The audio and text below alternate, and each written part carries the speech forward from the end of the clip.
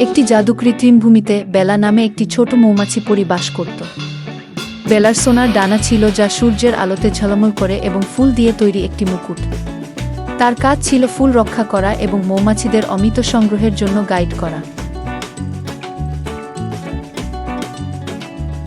একদিন ফুলগুলি শুকিয়ে যেতে শুরু করল এবং মৌমাছিরা কোনো অমিত খুঁজে পেল না। বেলা জানত কিছু একটা ভুল হয়েছে। তিনি তৃণভূমির হৃদয়ে উড়ে গেলেন এবং সূর্যকে অবরুদ্ধ একটি বট ছায়া দেখতে পেলেন। এটি একটি বিশাল মেঘ ছিল। বেলা দ্রুত তার মৌমাছি বন্ধুদের ডাকল। একসাথে তারা মেঘকে দূরে ঠেলে যত দ্রুত সম্ভব তাদের ডানা ঝাপটায় নিয়ে গেল। সূর্য তখন আবার উজ্জ্বল হয়ে উঠল, ফুল ফুটতে শুরু করল এবং মৌমাছিরা আনন্দে গুঞ্জন করল, আবার অমিত সংগ্রহ করল।